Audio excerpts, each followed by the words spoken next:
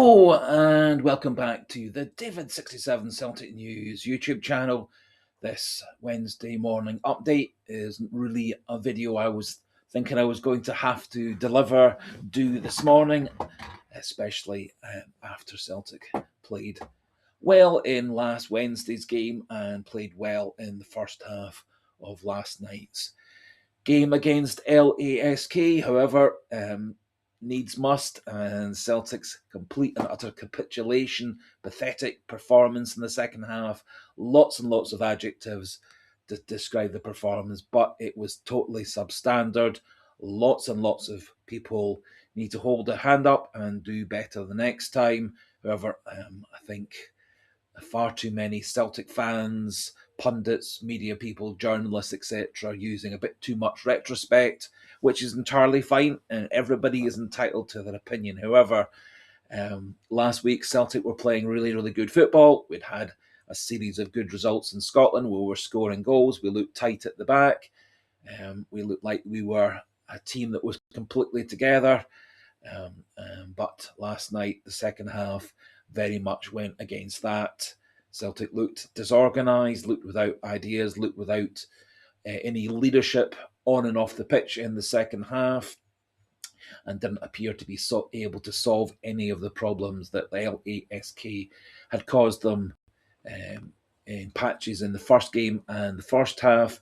And in the second half, certainly Celtic didn't seem to have any leadership, any ability to change their plans and change the way they're playing. And I think the players massively underperformed, and O'Neill massively underperformed. And there's a strong argument to say that a few more players coming off the bench might have also helped protect the lead. However, having said that, shoving on more players, there has to be a coherent plan of how you're actually going to stop LASK controlling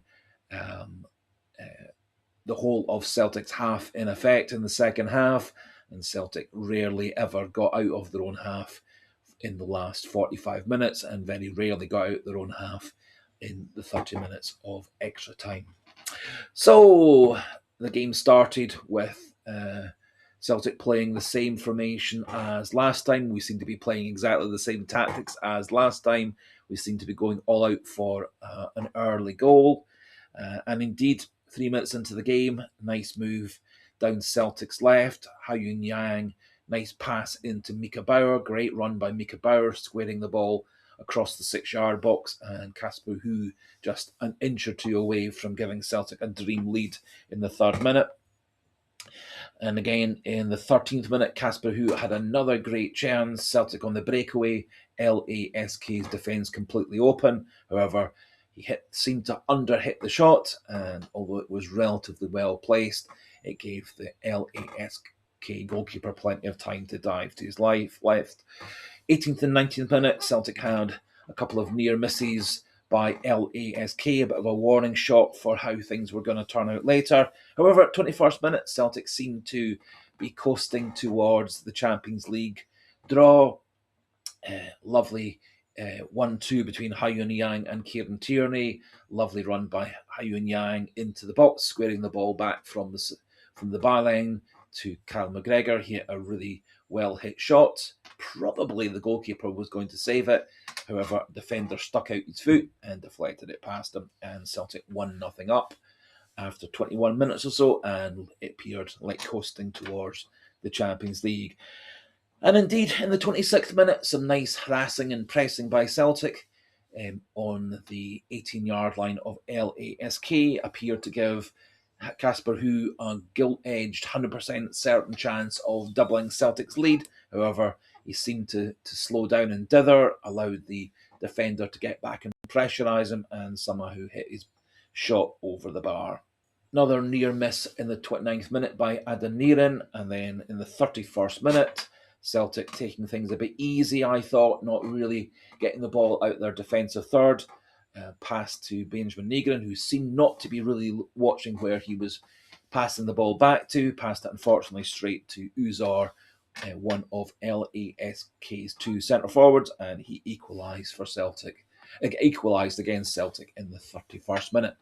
Interestingly, the next 15 minutes or so from then to half time, neither side really had very much in the way of proper pressure, proper chances, and Celtic appeared at half time to be 90% towards being in the Champions League, 4-1 up in effect on aggregate, just 45 minutes more to survive, conceding a maximum of 2 goals. Unfortunately, LASK came out straight from half time on the front foot. They scored in the 48th minute and the 58th minute. Celtic, for some reason, after half time, came out very, very open, didn't seem to be defending. We didn't seem to have changed our tactics, our formations, our mentality.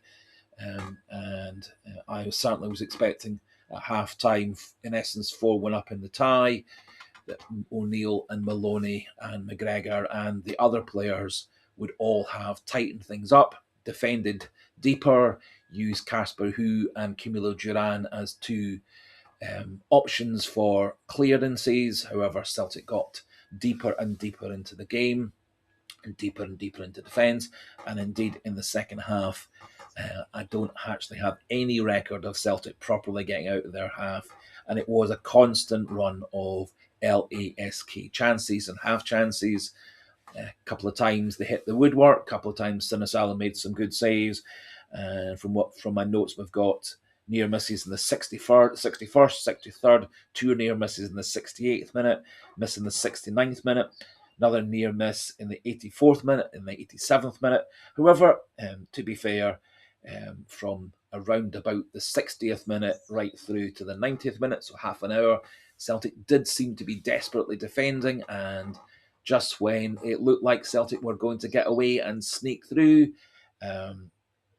Celtic allowed a free ball on Celtic's right into the box, header brilliantly saved by Viliami Sinisalo, and unfortunately there was an LASK player free in the box, in the 6-yard box, that Celtic had failed to mark. Whose fault that was, I don't know. Maybe Carter Vickers, maybe Trusty, maybe Scales, maybe McGregor, maybe Hattati, maybe who knows. But certainly somebody should really have been marking Flecker, who nodded the ball into the box. There was a brief hope that VAR would go on to disallow it, but it does look like that Flecker, who scored the goal, was an inch or two onside because of Dane Murray over the other side of the box. To be fair, in the extra time period, LASK had one half chance from a bicycle kick a few minutes into extra time. Otherwise, there wasn't very much in the first period of extra time. However, an absolutely awful mistake by Luke McCowan, giving the ball away just on the edge of his 18-yard box, and Adeniran found his scoring touch that had failed him in the first leg and failed him in the first half by another very well hit shot into Viliami Sinisalo's bottom corner. Sinisalo had no real chance with that goal, or to be fair, any of the 5 goals. And again, in the 113th minute, approximately, Celtic caught Miles up the pitch, at least trying to counter-attack, and they got caught short at the back, and a mixture of Murray and Hattati pulled down a LASK player in the box. Clear penalty for me. Happily, Viliami Sinisalo brilliantly saved it, diving to his right. Unfortunately, Celtic couldn't take advantage of that to find an equaliser in the last 5 or 6 minutes of the game after that.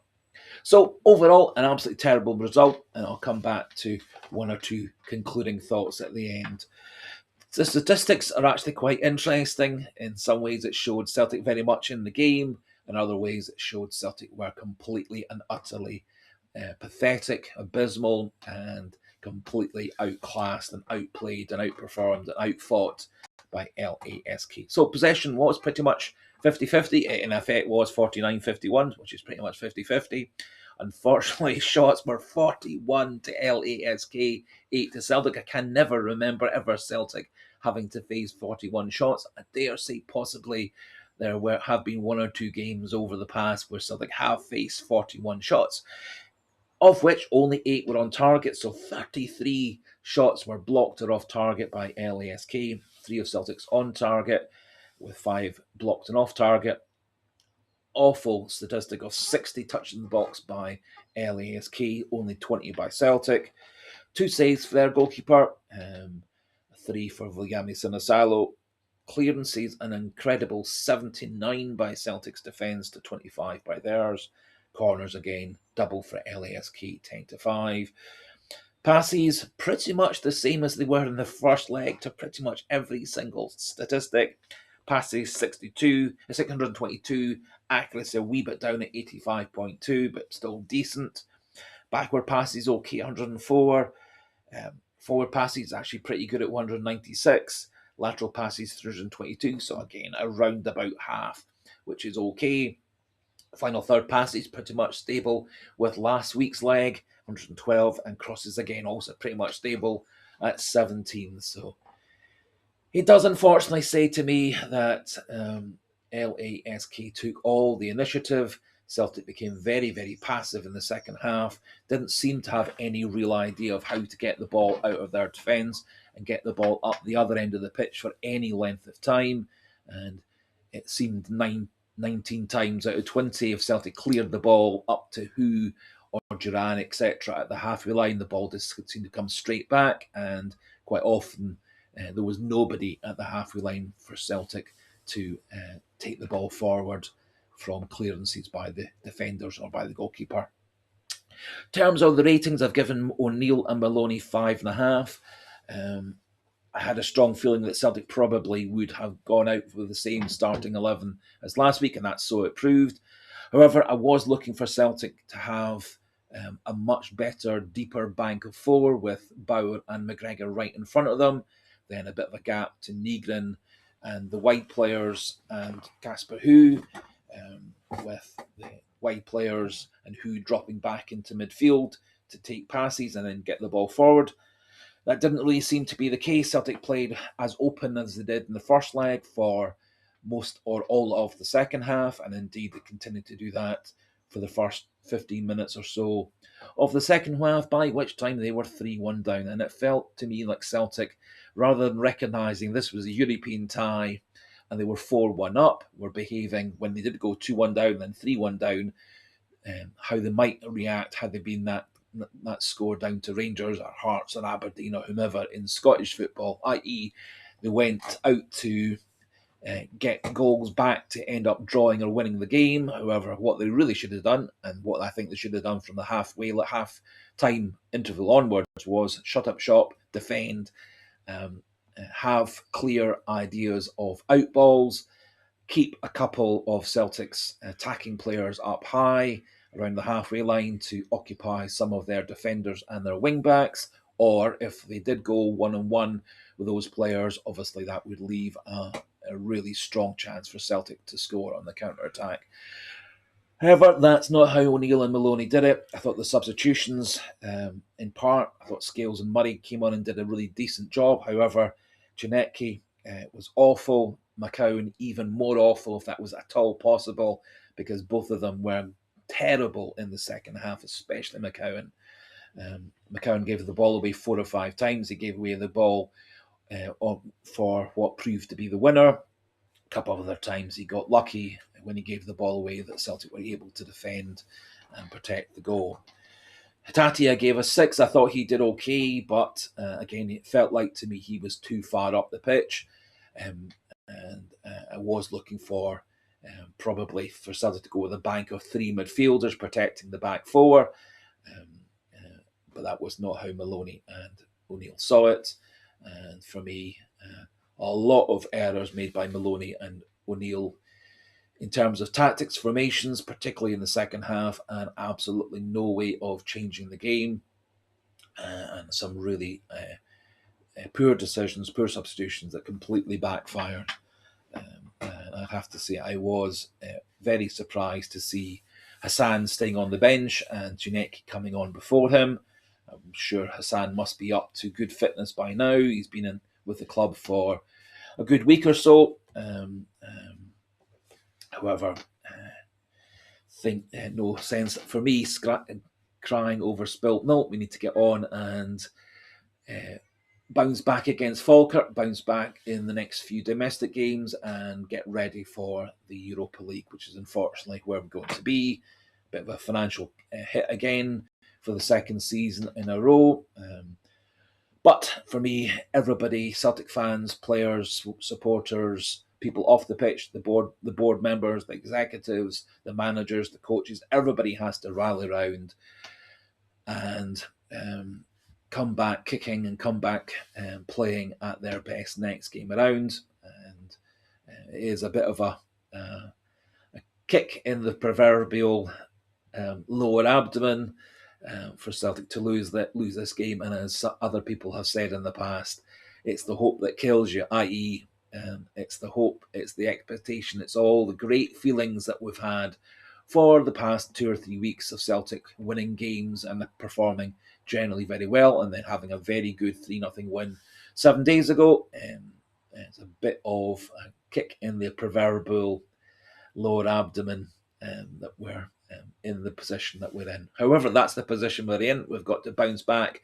We've got to redouble our efforts. We've got to play again as a team on and off the pitch and in the stands and in the media and so on. At least that's how I see it. In terms of player ratings, I've given 6 to Sinisalo. Don't think he had any particular chance with the goals. Didn't think he was quite so dominant as he often has been in the goals. But again, I think that's because Celtic were under so much pressure and his box was so busy and full of defenders and LASK attackers for the whole of the second half. Donovan, Tierney 6.5. I thought they both defended pretty decently. Tierney seemed to lose energy. Donovan also seemed to have a bit of a knock or cramp towards the end of the game, and a lot of Celtic players certainly seem to be going down with cramp. I gave interestingly 7 to Trusty and 7 to Carter Vickers. I think they actually defended really pretty decently. One minor error by Carter Vickers, one error by Austin Trusty. However, the key thing is when one teammate makes a mistake, there are 2 or 3 other players there to bail them out. And unlike the first leg, and unlike many games this season, nobody was bailing out their teammates when errors were made. And in the second half, LASK took advantage of every single Celtic error, or practically so. McGregor, I've given 6 to Negrin. To Bauer, 6 as well, 5 to Negrin. I thought in the first half, McGregor was very, very good. Second half, he seemed to lose all energy, all drive, all motivation, all leadership. Had I been giving him a mark just for his first half, I certainly would have been giving him something in the region of 8.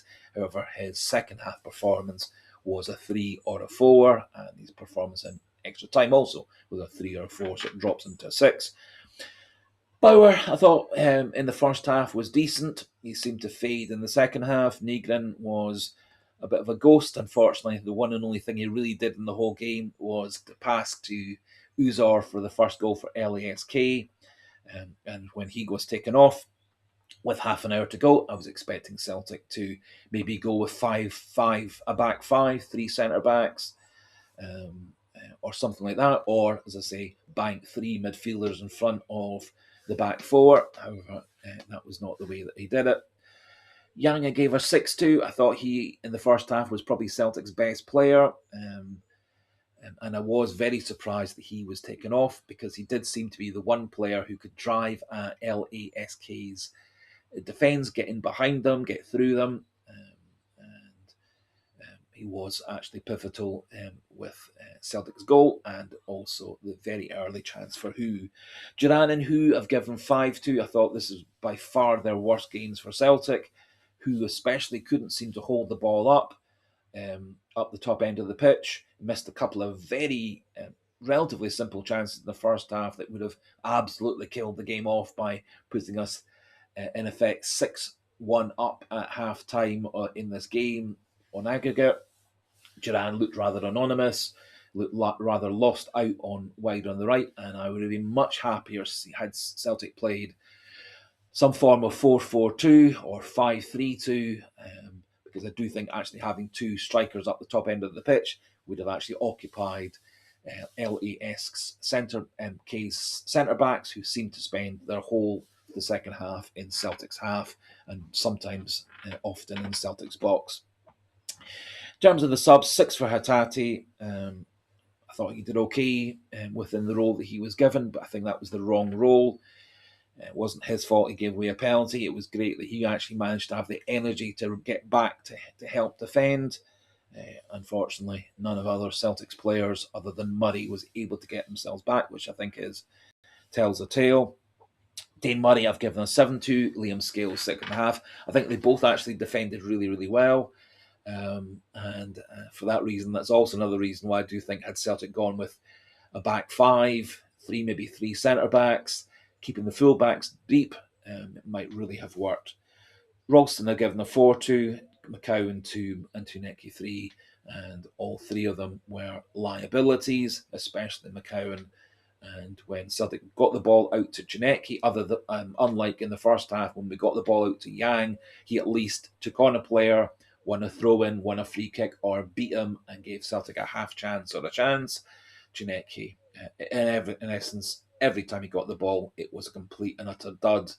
He lost the ball, didn't track back to help defend, didn't really beat a player ever, didn't really get a nice cross into the box, and Ralston looked ring rusty at right back, and certainly looked very weak down that side. So there we go. Awful performance, awful result. However, Celtic need to bounce back.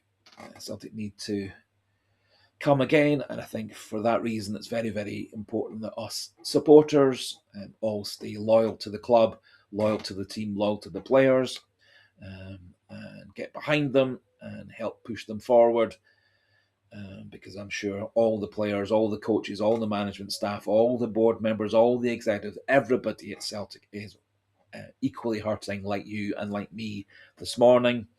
And I'm sure that every single person on and off the pitch within the Celtic Football Club is wanting to make things better, get things right, and learn from this awful performance. We'll be doing a live stream on Thursday, so we can again share all our opinions. And as always, the comment section is open for all those who want to add comments. Please, please, please do keep things pleasant, polite, respectful. Please try and keep the language family friendly. I know it's a temptation to lose one's temper and lose one's self-control, but I do think personally it's important to be pleasant, polite, respectful, and share opinions. And while we all will not all agree about everything, I think there is consensus that we've kind of gone from the peaks of happiness to the depths of despair in the course of 6 days. Everything was bright and rosy after beating LASK 6 days ago. We seem to be having, we've got a couple more players in. We seem to have several more players lined up.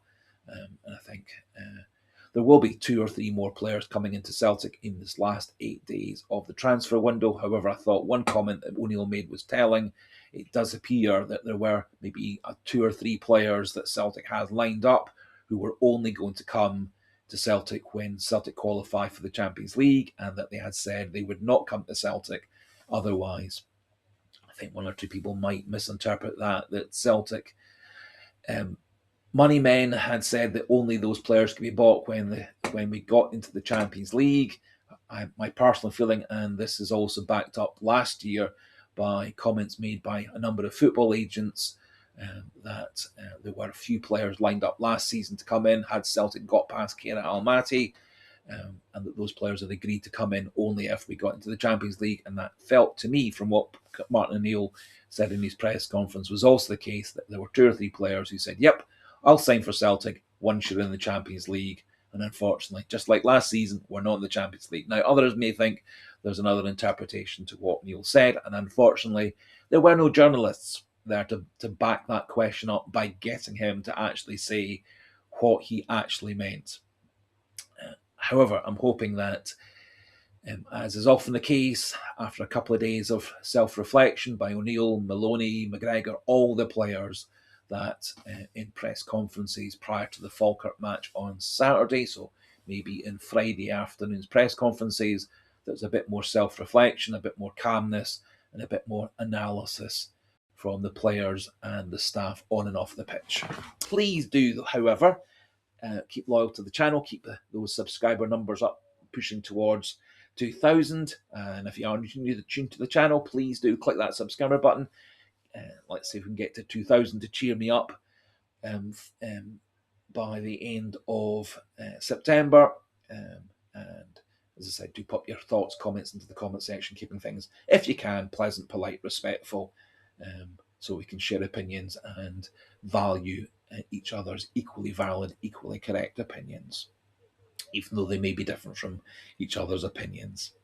As I say, we'll be doing a live stream on Thursday evening, kick off at 9 p.m, usually lasts about 3 hours, and again, hopefully with another 24 hours of reflection, we can have a nice chat, debate, opinion sharing about where things went wrong, how things can get better, and any deficiencies that O'Neill, Maloney, and the money men need to sort out over the last 8 days of the transfer window, which shuts at 5 p.m. a week on Thursday. And so until the next video, or until Thursday evening's live stream, goodbye. I feel the hurt, the sorrow, the disappointment equally as all of you. However, a new day starts today, and a new future for Celtic starts today as well. So let's help Celtic make that future very, very bright, help us get to a treble for the season. And so until the next time, goodbye and hail, hail.